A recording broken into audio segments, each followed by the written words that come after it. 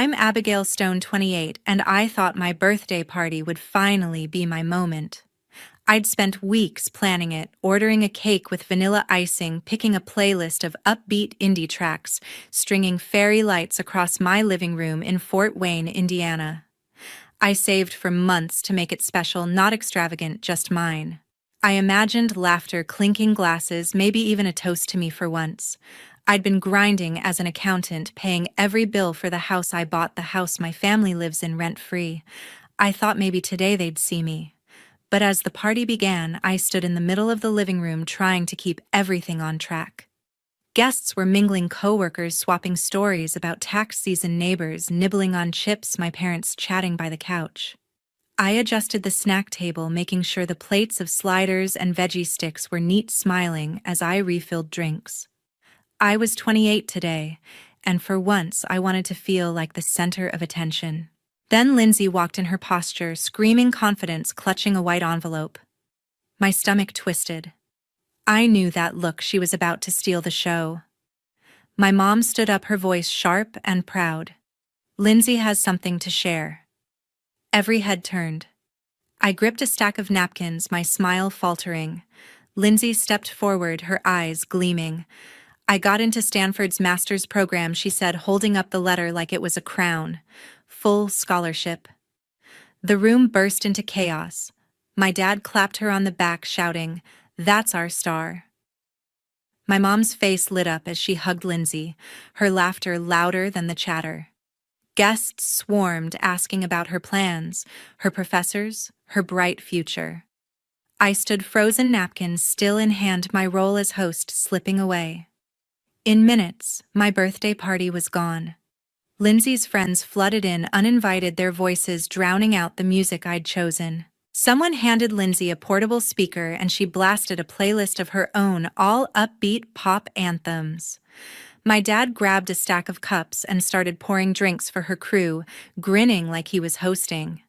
My mom waved me over, saying, "Can you grab more ice? We're celebrating." Celebrating what? Not me. I forced a nod and headed to the kitchen, my chest tightening with every step. When I came back, Lindsay had taken over completely. She'd grabbed the microphone from the karaoke set I'd rented, launching into a speech about her Stanford journey. "It's a game changer," she said, her voice booming.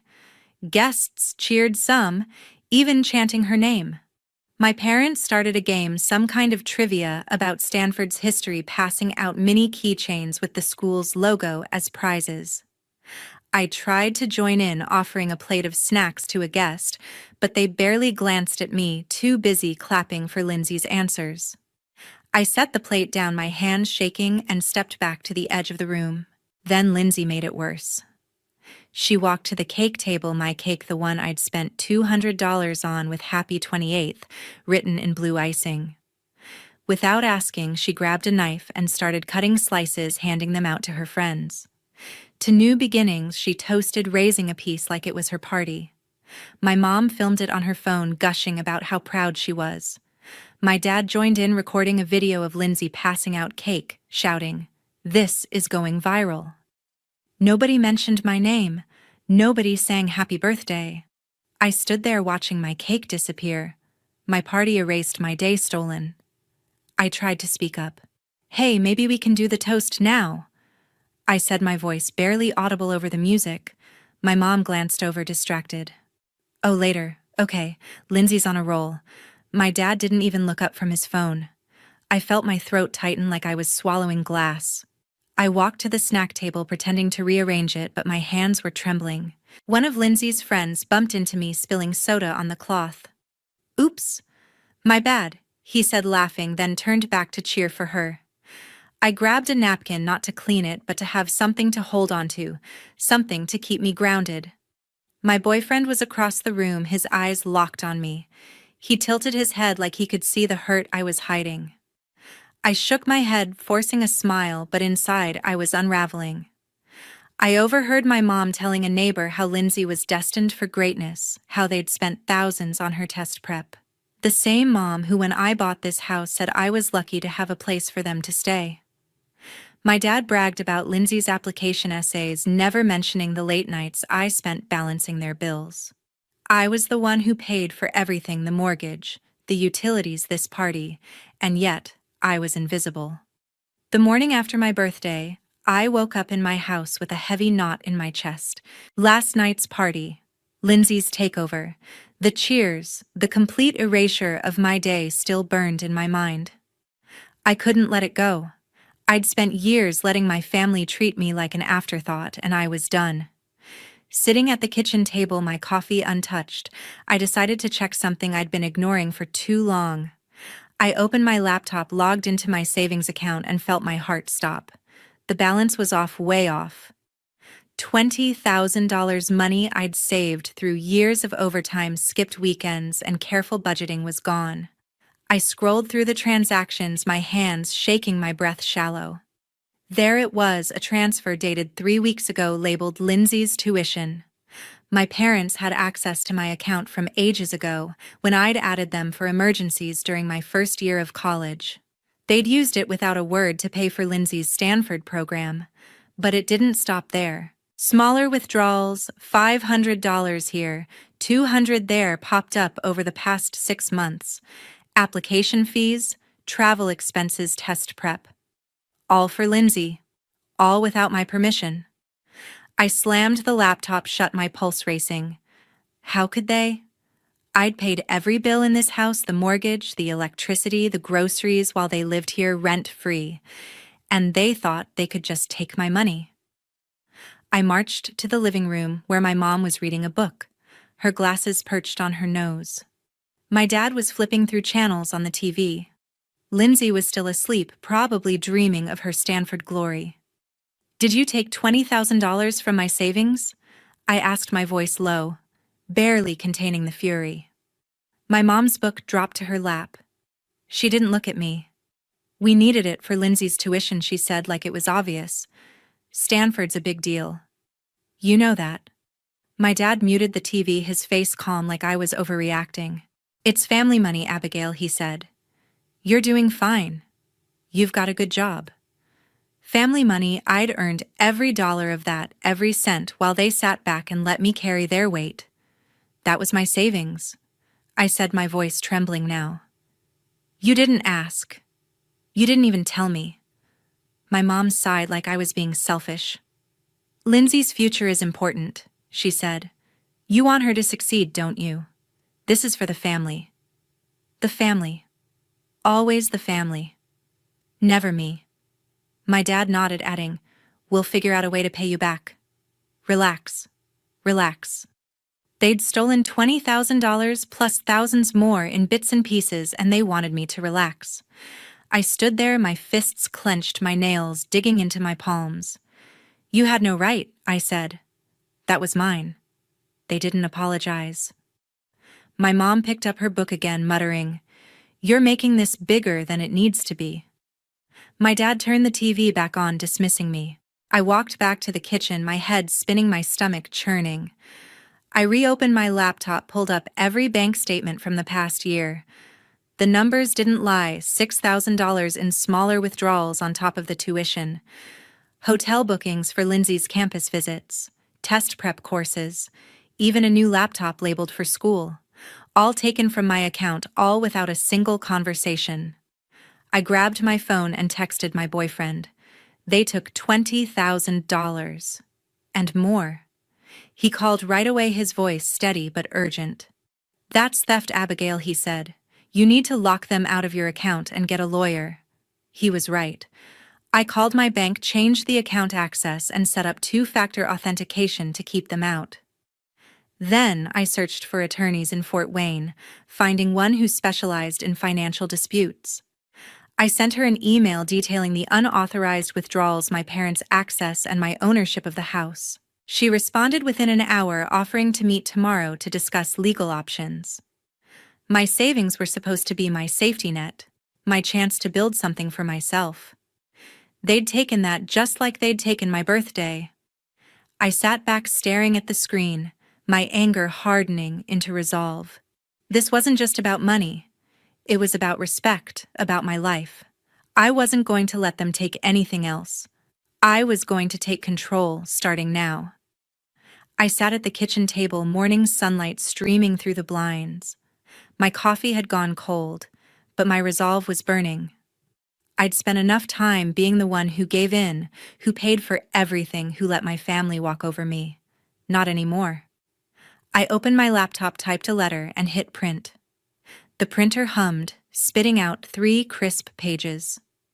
I stacked them neatly, set them in the center of the table, and waited. I didn't know what they'd say, but I was ready. This was my line in the sand. My mom walked in first, her slippers shuffling against the floor. She reached for the coffee pot, then stopped, her eyes landing on the papers. "What's this?" she asked, her voice sharp, like she already knew it was trouble. She picked up the top sheet, her hands steady at first. Then her eyes widened, her mouth fell open, and she screamed, "Abigail, what is this?" The paper shook in her grip as she read aloud. "Notice to vacate. 30 days to leave the premises." Her voice cracked shrill enough to rattle the windows. "You're selling the house. You're kicking us out." My dad rushed in, his robe half-tied, his face creased with confusion. "What's going on?" he demanded, snatching another copy. He scanned it, his jaw tightening. "This is your house, Abigail, but we're your family. You can't do this." I leaned back in my chair, my heart pounding but my voice calm. "I can," I said. "The deed's in my name. The mortgage is mine. You've been living here for free, and I'm done." Lindsay stormed in next, her hair a mess, her eyes blazing. She grabbed the last letter, read it, and threw it down. "You're pathetic," she spat. "All this over a stupid party." I stood up, my gaze locked on hers. "It's not about the party," I said. "It's about you taking my money, my home, my life, and acting like it's yours." My mom's face turned red, her voice rising to a shriek. "After everything we've done for you," she yelled, tearing her letter in half, the pieces fluttering to the floor. "We raised you. We gave you a home." I didn't flinch. "You've been living in my home," I said.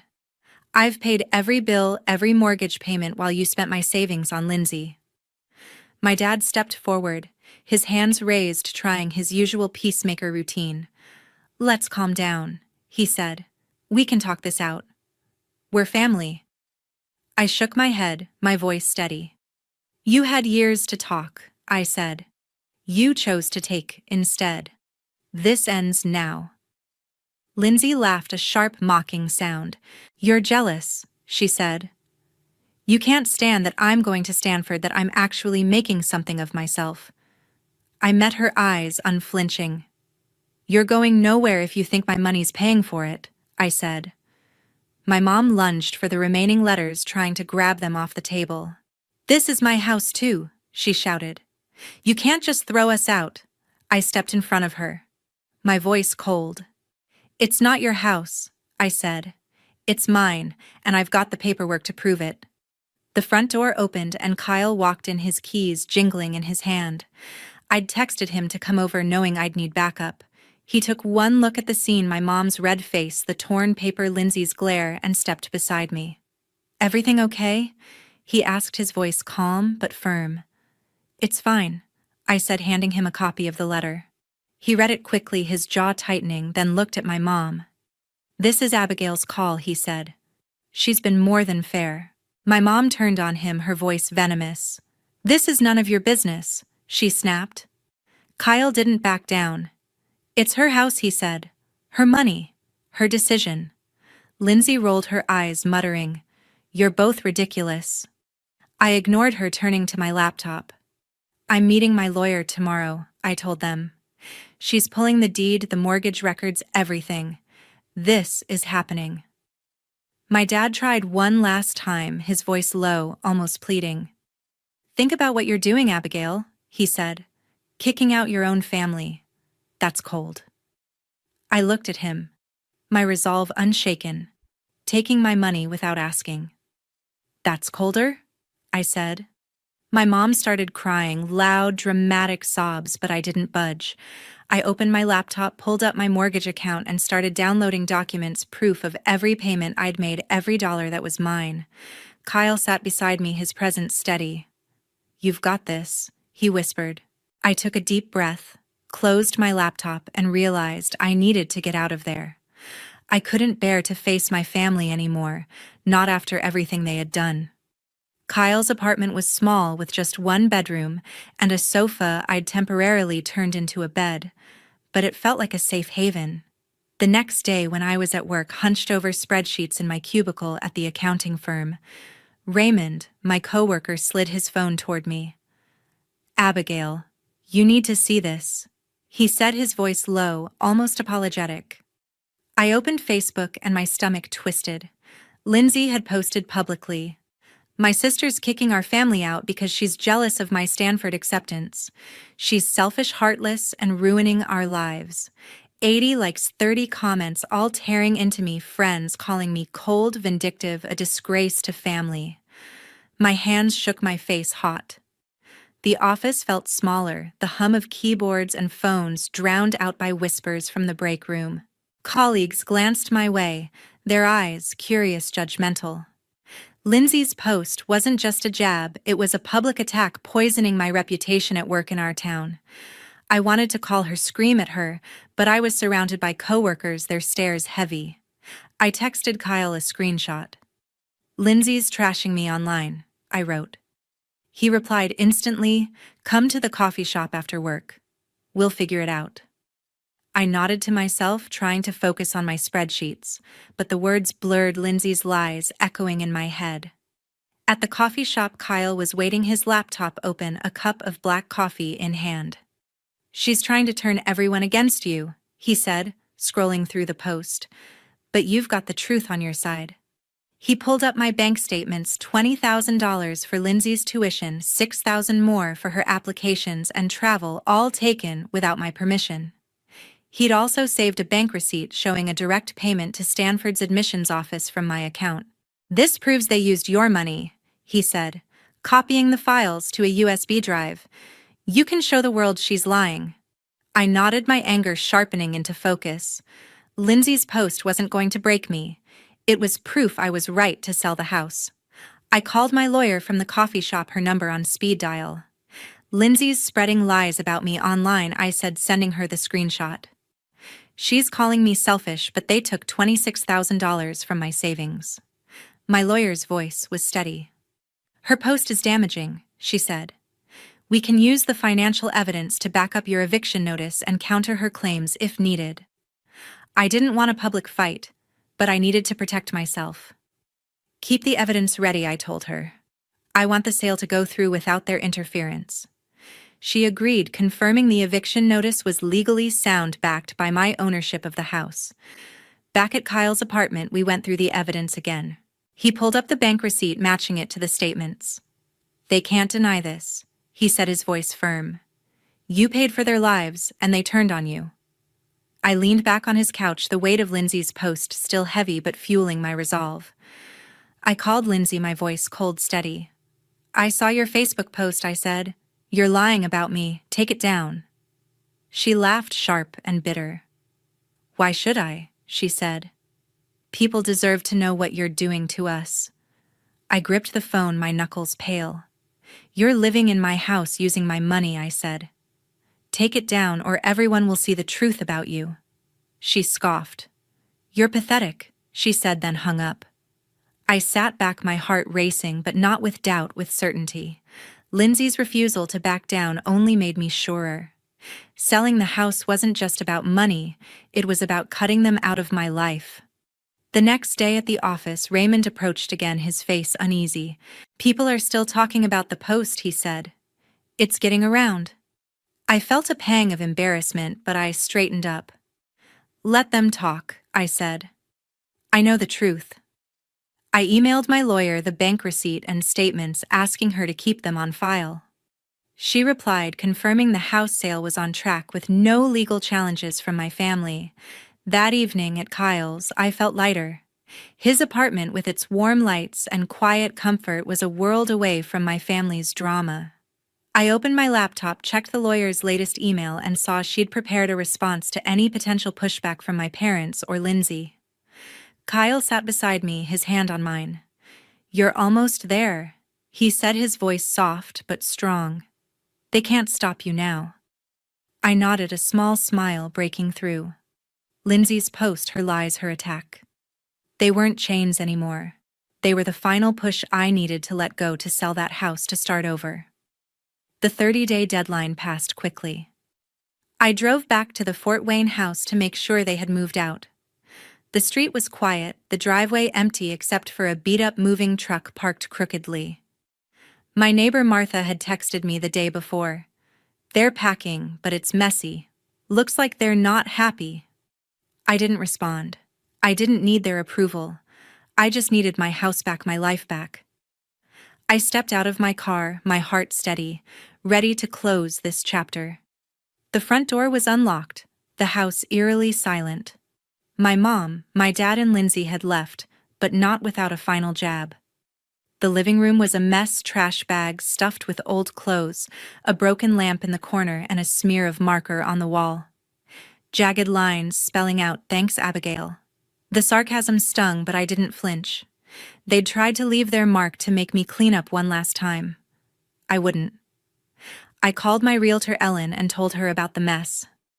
"I'll handle it," she said. "The buyers still want the house."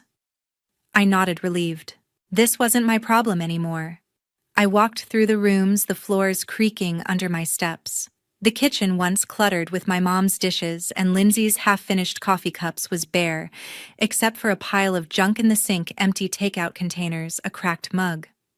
They'd left it for me to deal with, a petty parting shot. I took photos, sent them to Ellen, and told her to bill the cleaning to the sale. My parents and Lindsay thought they could guilt me even now. They were wrong. I'd paid for this house, every mortgage payment, every utility bill, and I wasn't their maid anymore. Ellen had worked fast.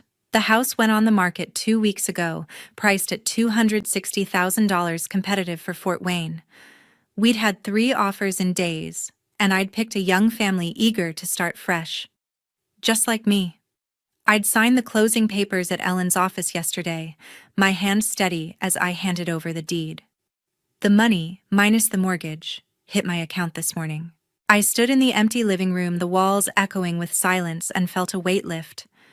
This house wasn't my home anymore. It was a chain I'd broken. Kyle pulled up in his truck, his smile bright as he stepped out. "They're gone?" he asked, glancing at the trash bags. I nodded. "And the house is sold," I said. He wrapped an arm around me, his warmth grounding. "You're free," he said, his voice soft but sure. I leaned into him, the cool October air brushing my skin. For the first time in years, I felt unburdened, like I could breathe without their expectations pressing down on me. We spent the afternoon packing my things, clothes, a few books, my laptop. The rest, old furniture, kitchen stuff I'd donated or sold with the house. It didn't matter. I wasn't tied to this place anymore. By dusk, my car was loaded and Kyle's truck carried the rest. We were moving to Indianapolis, a new city, a new chapter. I'd landed a senior accounting job there, a step up with better pay. Kyle had a contract with an engineering firm nearby, and we'd rented a small apartment together, a place with hardwood floors and a balcony overlooking the city. As we drove away, the Fort Wayne house shrank in the rearview mirror. I didn't feel regret or sadness, just relief. The sunset painted the sky gold, and I let out a breath I'd been holding for too long. Kyle reached over, his hand finding mine. "You okay?" he asked, his eyes on the road. I smiled, a real smile, not forced. "I'm good," I said. "Really good." The radio played softly, the road stretching toward Indianapolis, its lights flickering in the distance. When we reached the apartment, it was dark, but we didn't care. We hauled in the essentials, my suitcase, Kyle's toolbox, a box of dishes, and stood in the bare living room. It was small, simple, with blank walls and a view of the city skyline, but it was ours. I walked to the balcony, the city buzzing below, and felt a quiet joy. I didn't have to carry my family's weight anymore, didn't have to fix their messes. I was done being invisible. It's been a year since I left Fort Wayne behind, and standing here in Indianapolis, I can finally say, I'm home. My new life feels like a dream I didn't know I could have. I'm a senior accountant now, leading a small team at a firm downtown. The work is challenging, but I love it, managing projects, mentoring new hires, building something that's mine. Last month, Kyle and I got married in a small, cozy ceremony at a park near our apartment. Just close friends, a few coworkers, and a sunset that turned the sky pink. I wore a simple white dress, and Kyle couldn't stop smiling as we exchanged vows. It wasn't flashy, but it was ours, and every moment felt right. I haven't spoken to my family since they left my old house. I don't follow their lives, but word gets around. Martha, my neighbor from Fort Wayne, texted me a few months ago. She'd heard through mutual friends that my parents were struggling renting a cramped apartment in a nearby town, barely covering bills. Lindsay, she said, dropped out of Stanford after a semester, couldn't afford the costs without my support. She's working part-time at a coffee shop now, still posting about her big plans online, but nobody buys it anymore. I don't feel joy hearing this, but I don't feel guilt either. They made their choices just like I made mine. The truth about Lindsay's Facebook post came out not long after I moved. Raymond, my old coworker, called me one day, his voice light. "People know you were right," he said. He'd overheard colleagues talking at the firm, piecing together what happened. Someone had seen the bank records my lawyer shared with a mutual acquaintance, proof that my family took $26,000 from my savings. The gossip shifted. Lindsay's post, once a wildfire, fizzled out. Her friends stopped commenting, and some even unfollowed her. Martha said the neighborhood knew, too. My parents' excuses didn't hold up once people saw the real story. I didn't have to say a word. My actions, my choice to walk away, spoke for me. I think about that post sometimes, how it was meant to break me. It didn't. It pushed me to stand taller, to build a life where I'm not someone's backup plan. Kyle's been my rock through it all, not just as my husband, but as the one who saw me when my family didn't. Our apartment is small, with creaky floors and a tiny balcony, but it's filled with laughter, late-night talks, and plans for the future. I'm not carrying anyone else's weight anymore. I'm not cleaning up their messes. I'm just living for me. Looking back, I see it clearly now. Family isn't about who you're tied to by blood. It's about who respects you, who lifts you up. I spent years thinking I had to earn their love, that I had to give until I had nothing left. I was wrong. I learned to set boundaries, to choose myself, and it's made all the difference. I'm happier than I've ever been, not because of where I am, but because of who I've become. If you've ever had to walk away from family to find yourself, drop a comment below. I'd love to hear your story. Events like these are for actual authors, not stupid amateurs, Professor Davis sneered, his words cutting through the ambient chatter of the Philadelphia Literary Festival. Shouldn't you be working on improving your grammar somewhere instead of pretending to belong here? I stood frozen, clutching my festival pass as the familiar humiliation washed over me. 11 years had passed since I sat in his Creative Writing 301 class, but Professor Robert Davis hadn't changed. Same wire-rimmed glasses, same condescending tone, same ability to make me feel 2 inches tall.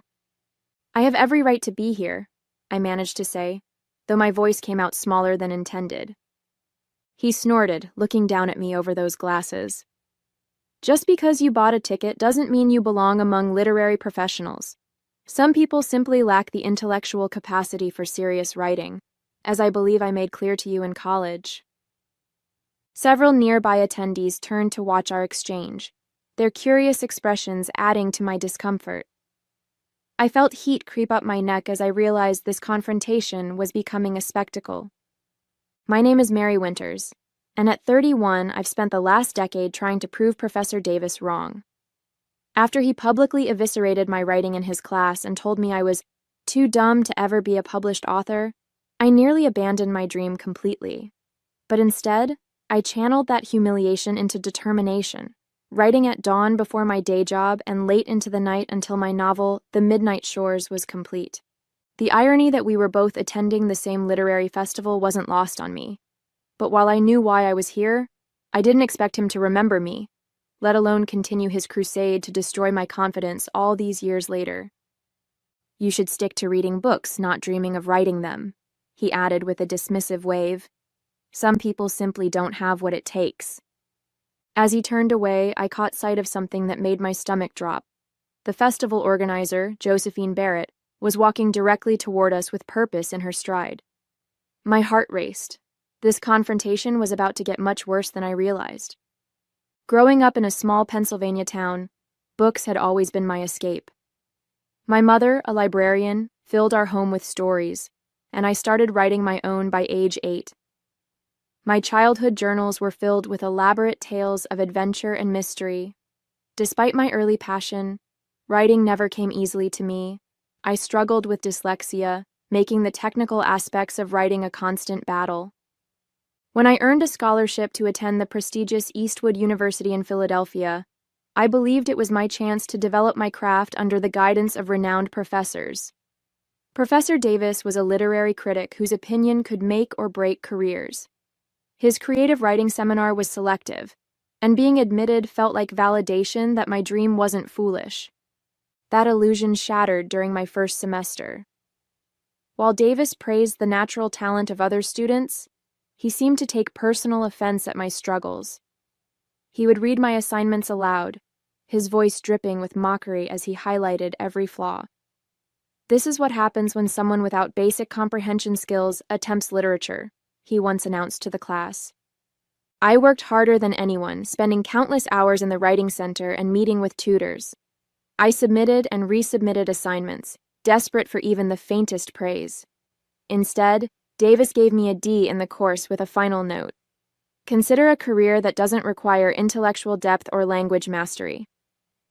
Despite his cruelty, some part of me still craved his approval. I believed that someone with his experience must be right, that perhaps I truly didn't have what it took. After graduation, I moved to New York, working as an administrative assistant at a publishing house while quietly continuing to write. When my manuscript was rejected 27 times, Davis's words echoed in my mind. But on the 28th submission, an editor saw potential. The first warning signs that Davis's assessment might be wrong came when my debut novel received a glowing review in the New York Times.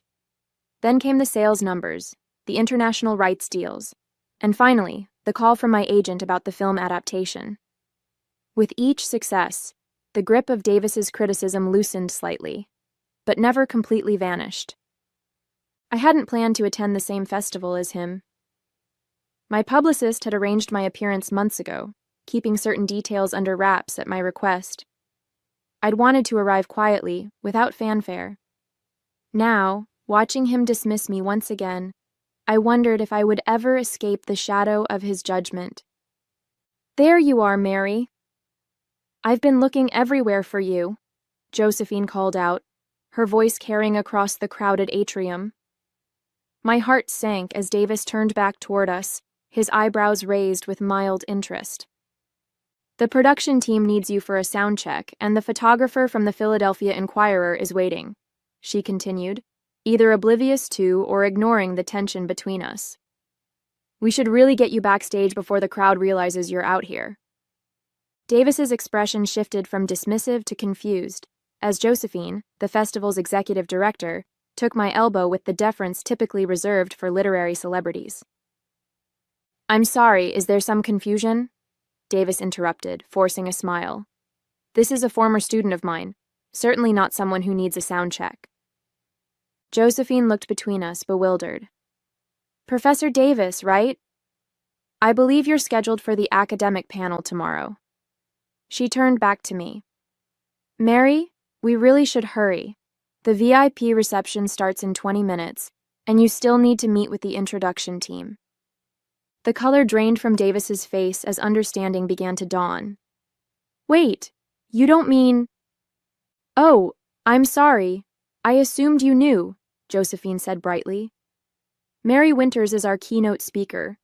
Her novel has been on the New York Times bestseller list for 28 weeks now.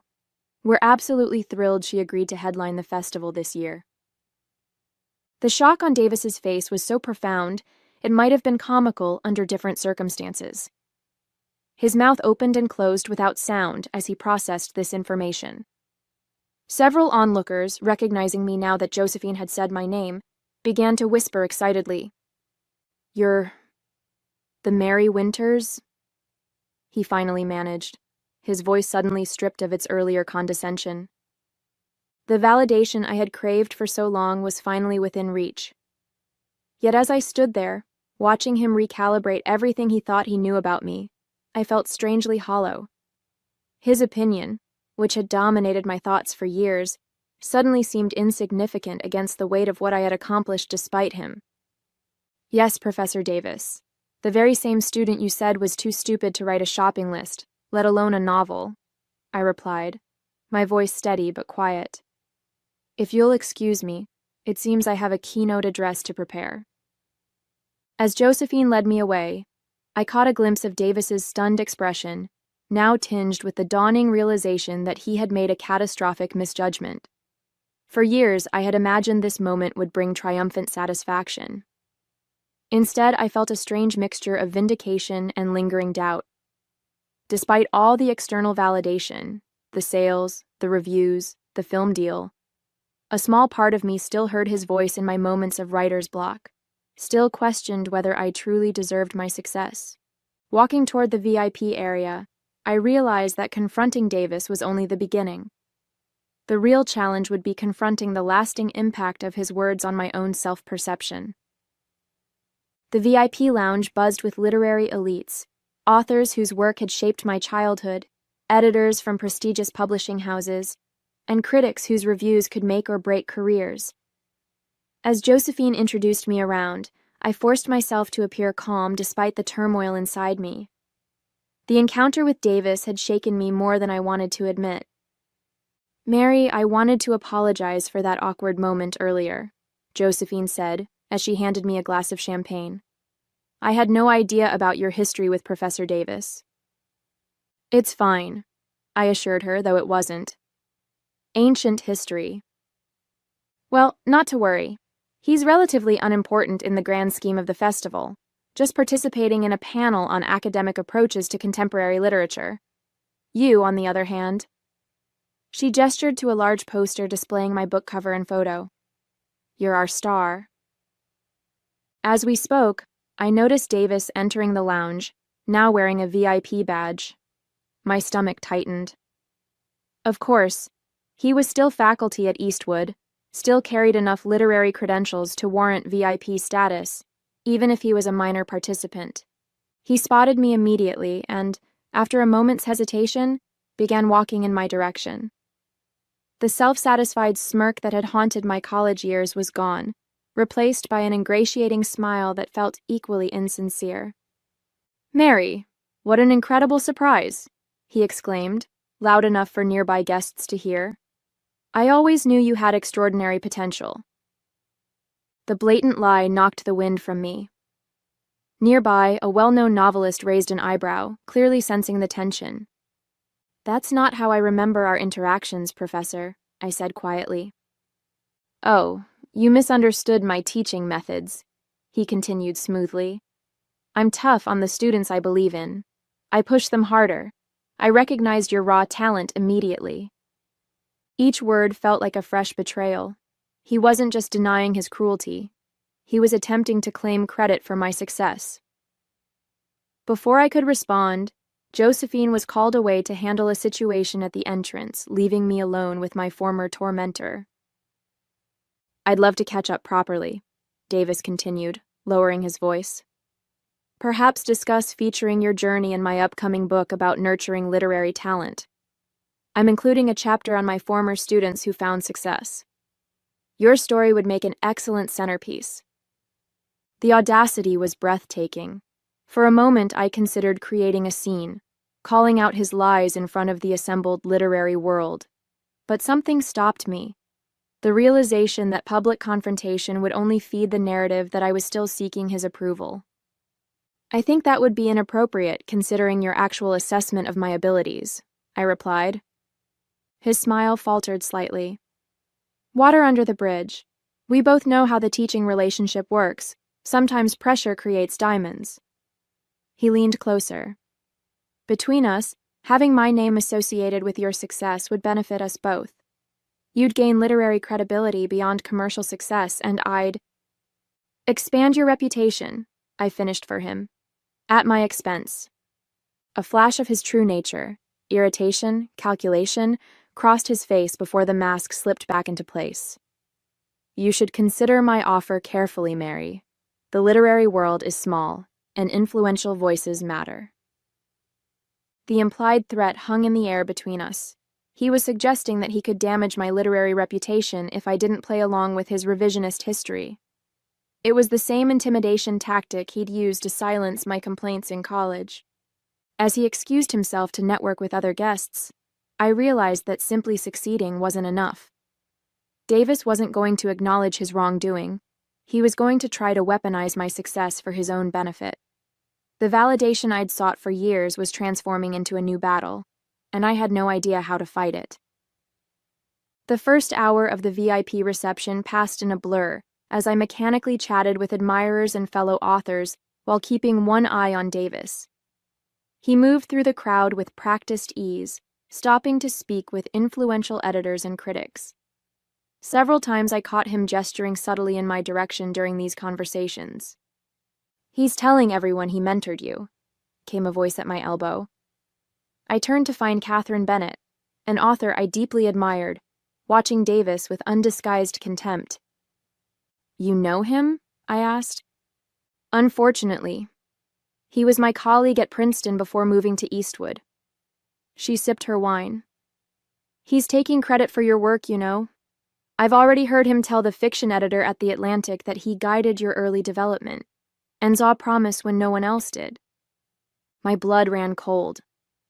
That's the opposite of what happened. I figured as much. Robert has a habit of retroactively discovering talent. Catherine's eyes narrowed. He did the same with James Harlow last year, claiming he'd been an early champion of James's work. James was too conflict-averse to contradict him. And people believe him? Academia runs on reputation and connections. Robert knows that associating himself with successful former students enhances his status, whether the association is real or not. As she spoke, I noticed Josephine approaching with a tall, distinguished man in an expensive suit. "Mary, there's someone important I'd like you to meet," Josephine said. "This is William Foster, the film producer who's adapting your novel." I extended my hand, but before Foster could speak, Davis materialized beside us. "William, wonderful to see you again," Davis said, clapping the producer on the shoulder with unexpected familiarity. Foster looked momentarily confused but returned the greeting. "Robert, wasn't expecting to see you here." "I wouldn't miss seeing my former protege's big moment," Davis replied, placing a proprietary hand on my shoulder. Mary's talent was evident from her first assignment in my class. I still have her early work, showed such promise. I stiffened, but before I could contradict him, Foster's expression brightened with interest. "Really? That's fascinating. We're in early stages of development, and I'd love to understand the genesis of Mary's unique voice." He turned to me. "Mary, you never mentioned Professor Davis was your mentor." "Because he wasn't," I began, but Davis smoothly interrupted. "She's being modest. Mary was one of my most memorable students. In fact, I'm currently writing about her development in my book on literary pedagogy." Foster seemed intrigued. "We should talk. The studio is planning a substantial marketing campaign around the film, and the story behind the story is always compelling." Davis beamed. "I'd be happy to share my insights. In fact, I've been consulting on several literary adaptations recently." The conversation continued, with Davis skillfully positioning himself as an authority on my work and creative process. The room seemed to spin around me as I realized what was happening. Davis was not only trying to rewrite our history, but actively leveraging my success to advance his own interests with the film producer. As they exchanged contact information, I caught sight of a familiar face across the room, Jason Miller, who had been my actual mentor during my time at the publishing house. The person who had believed in me when no one else did, who had helped me reshape my manuscript and find my voice. In that moment, everything crystallized. Davis hadn't changed. He was still the same manipulative, credit-stealing opportunist he'd always been. But now his tactics threatened something much larger than my college GPA. He was attempting to insert himself into my career, my story, my achievement. The realization struck me like a physical blow. The professor who had nearly destroyed my confidence was now trying to profit from the success I'd achieved despite him. And if I didn't act decisively, his version of events would become the accepted narrative. The revelation about Davis's machinations galvanized me. As the reception continued, I discreetly spoke with Jason, explaining the situation in hushed tones. "This doesn't surprise me," Jason muttered. "Davis tried something similar with another writer I work with. He's made a career out of claiming credit for others' success. I need to stop him before he convinces everyone he's responsible for my career," I said. "But a public confrontation would make me look petty or desperate." Jason thought for a moment. "You have something he doesn't. Evidence. Do you still have any of his feedback from college?" A memory flashed through my mind. The portfolio I'd kept of all my college writing, including Davis's scathing critiques. I'd preserved it not out of nostalgia, but as motivation, a reminder of what I was fighting to disprove. Those red-inked pages contained ample evidence of his true assessment of my abilities. "I have everything," I confirmed, "but how do I use it without looking like I'm seeking revenge?" "You're giving the keynote tomorrow. It's the perfect platform," Jason suggested. "Not for revenge, but for honesty about your journey." I began formulating a plan, but as I scanned the room, I realized Davis had vanished, along with William Foster. A quick inquiry revealed they had left together, Foster apparently fascinated by Davis's insights into my creative process. The next morning, I arrived early to prepare for my keynote. As I approached the green room, I heard Davis's voice from inside. Fundamentally changed her approach after my guidance. The techniques I emphasized in my advanced seminar are evident throughout the novel, particularly in the third act. I paused outside the door, listening as Davis held court with several festival organizers and what sounded like a journalist. "So you recognized her talent early on?" a woman asked. "Absolutely. While rough around the edges, her potential was clear to me. I took a special interest in her development." "That's not how Mary described your relationship when we interviewed her last year," the journalist replied, skepticism evident in her tone. "She mentioned struggling with confidence after harsh criticism from a professor." "A common misunderstanding," Davis countered smoothly. "Rigorous critique is often misconstrued as harshness by developing writers. The proof is in the results. Look at her success now." I'd heard enough. Pushing open the door, I found Davis seated with a reporter from the Philadelphia Inquirer, 2 festival board members, and Josephine. Their conversation halted abruptly at my entrance. "Mary, we were just discussing your remarkable journey," Davis said, not missing a beat. "I was sharing how rewarding it's been to see your growth since your time in my class." The reporter studied my face, clearly noting my reaction. "Is that an accurate characterization of your relationship, Ms. Winters?" All eyes turned to me. This was the moment to expose Davis publicly, to call out his lies and manipulation. Yet something held me back. A direct accusation would create drama that would overshadow the festival and my keynote. It would make the story about him rather than my work. "Professor Davis certainly had an impact on my development," I said carefully. "I'll be discussing that in detail during my keynote." Davis smiled smugly, interpreting my response as capitulation. The reporter seemed unsatisfied, but made a note. "If you'll excuse us, I need to speak with Mary about the schedule," Josephine interjected, sensing tension. As the others filed out, Davis lingered. "Wise choice, Mary," he murmured. "I look forward to your speech." After he left, Josephine turned to me with concern. "Is everything all right? You seemed uncomfortable." I hesitated, then made a decision. "Actually, I'd like to make a small change to the introduction for my keynote," I said. and I'd need to display some additional materials during my talk. Josephine looked curious but nodded. Of course. What did you have in mind? As I outlined my revised approach, a weight lifted from my shoulders. I wasn't going to confront Davis directly. I was going to tell my story, the complete truth, and let the evidence speak for itself.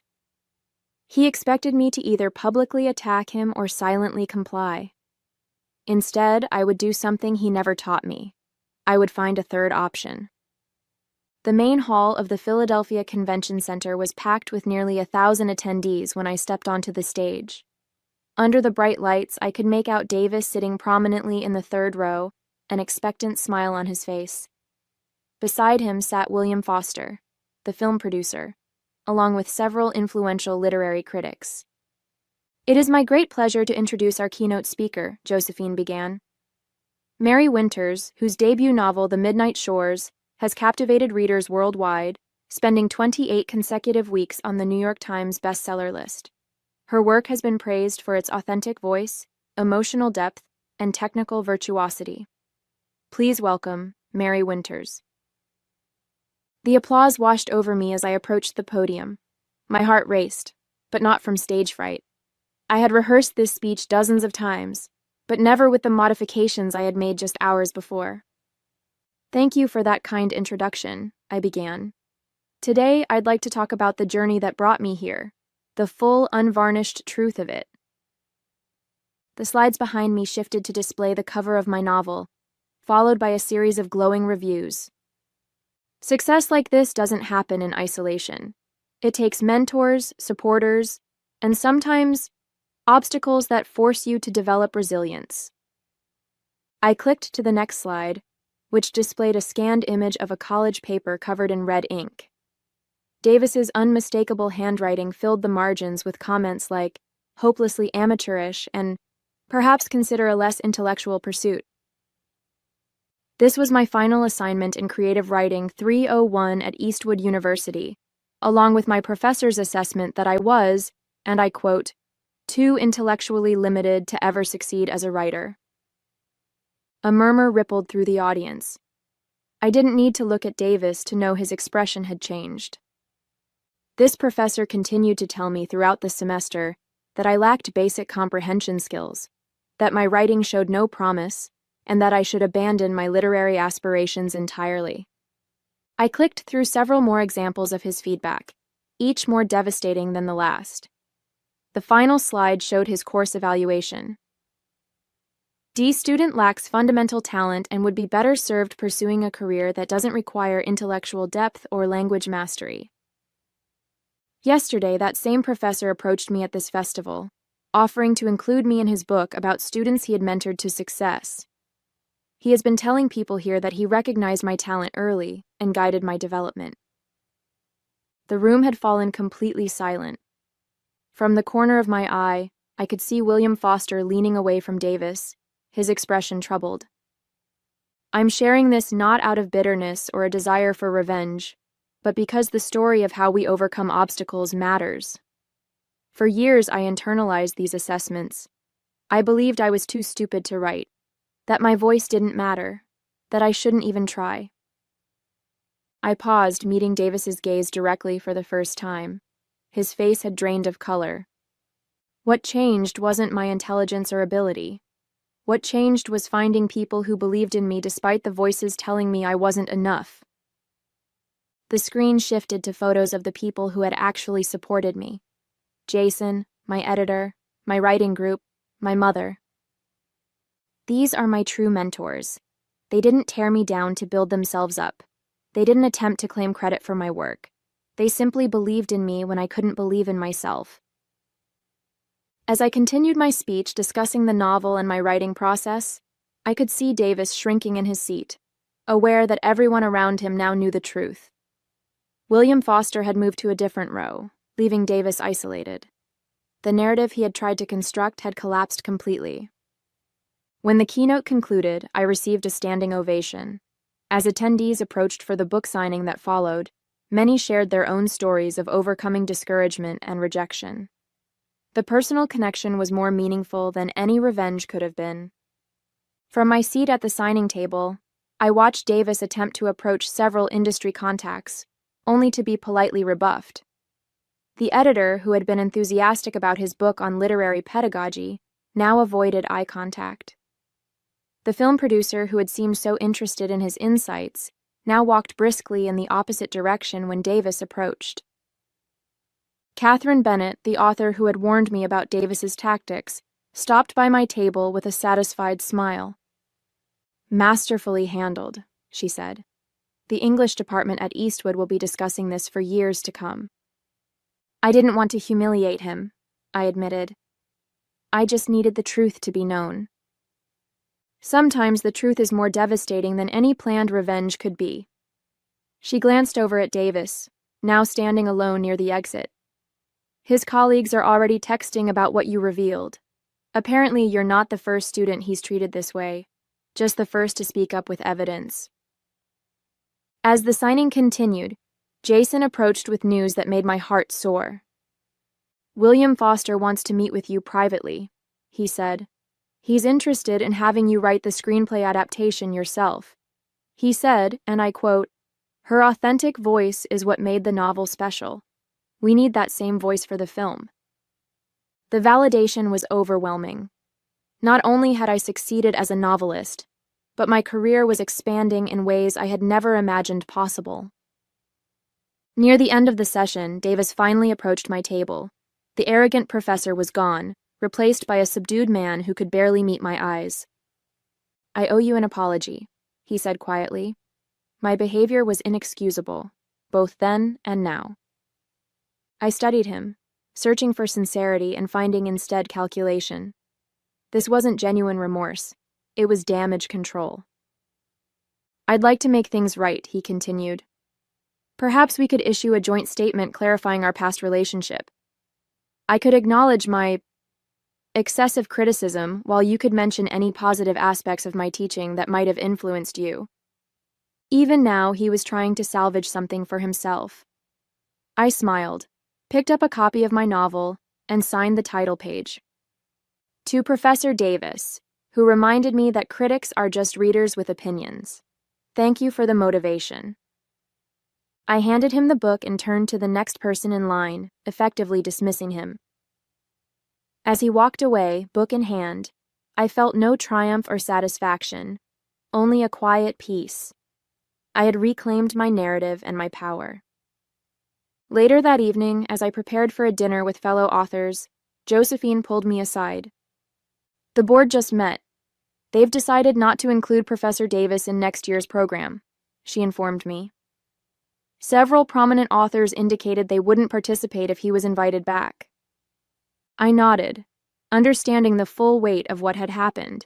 Davis had spent decades building his reputation, positioning himself as a kingmaker in literary circles. In one afternoon, that carefully constructed image had crumbled.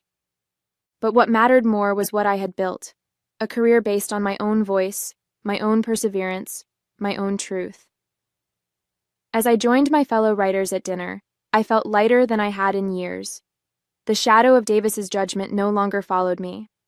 I was exactly where I belonged, not because anyone had given me permission to be there, but because I had earned it despite those who tried to convince me I couldn't.